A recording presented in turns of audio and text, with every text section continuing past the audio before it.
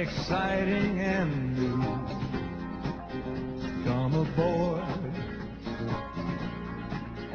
we're expecting you.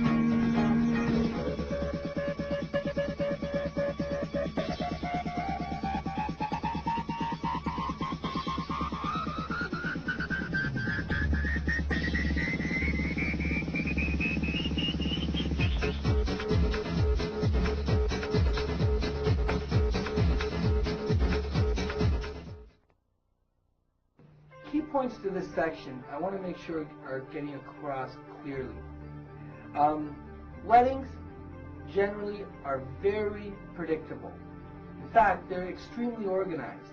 And if you can find the person that's organizing them, she'll even keep coming up to you throughout the whole day telling you when the next shot is, or when the first dance is, and when this is, and when that is.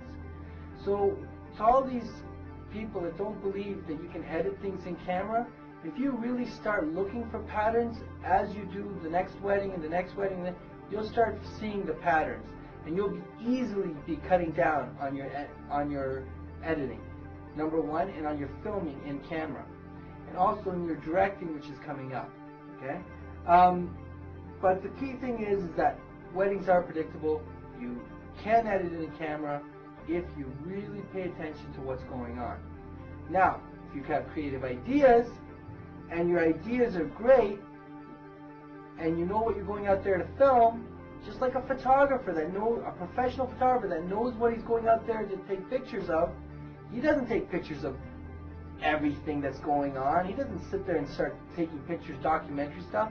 He's a professional photographer. He's going out there with a well-planned idea of what he's going out there to shoot.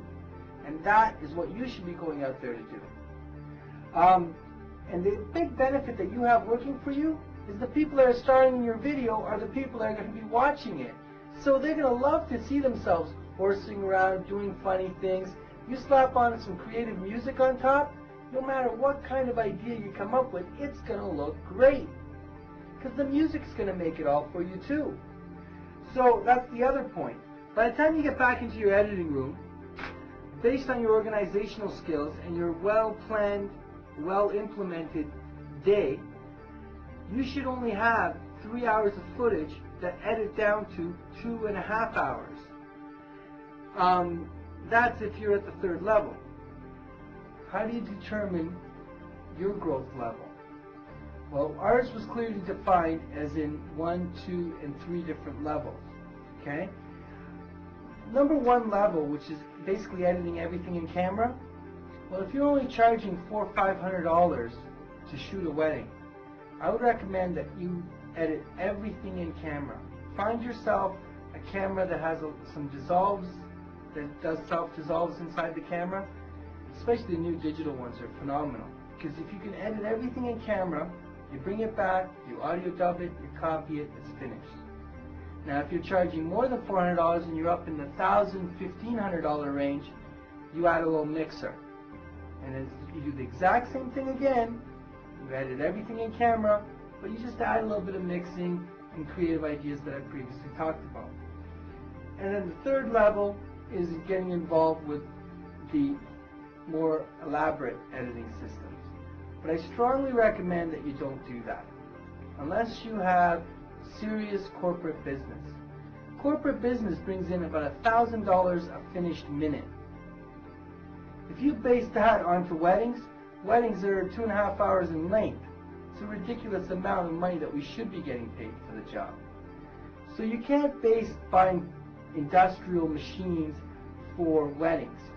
You've got to be really, really careful. There's a fine line. Well, I've had people come up to me and tell me, oh, I can buy that $10,000 camera. As soon as I do 10 jobs worth $1,000 each, the camera's paid for. Yeah, but you didn't make no profit. And also, do you realize within 3 years that the camera's garbage? It literally is garbage. So number one, remember, your equipment is obsolete within 3 years. You're not making every single dollar that's coming in the door. If there's $1,000 coming in, I guarantee you that what's actually going into your pocket is $250. And if you've chosen to spend that $250, $300 on equipment, you better write it off real fast because within 3 years it's obsolete. So you got to keep all of those issues in mind. But I've seen a lot of people buy equipment based on the fact, oh, if I get this piece of equipment, I'm going to get so much more business and all this nonsense. You're never going to get more business based on equipment purchase. They don't care if you're on Betacam, they don't care if you're on digital, they don't care what the hell you're using. Bottom line is, what does it look like? What's the finished result look like? How much did he get the clients involved with his video work? How natural do they come across on the camera? Those are the topics. Those are the things that you want to show your client. That's going to do your sales for you. Not check out how much money I spent on my equipment. Check out all. That's not going to cut it. That's not going to cut it at all. How do you come up with ideas? Well, let's talk about that. Coming up with concepts and ideas, it can be very hard, but it can also be very easy. Number one thing you should do is familiarize yourself with what's going on in your community, in the society. What are the top movies? What are the best songs? What are what are people doing about the age that that is the age that is getting married? Roughly, you want to talk about what's going on with ages between, let's say, 25 and 33.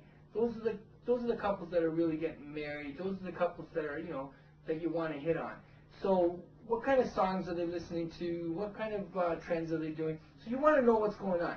That's number one.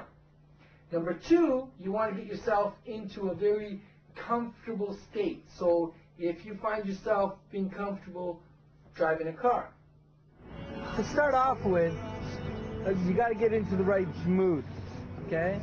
Whether it be watching television, whether it be driving around with music running, whether it's playing basketball, you got to be in the right frame of mind. So my thing is to play ball. I love playing basketball.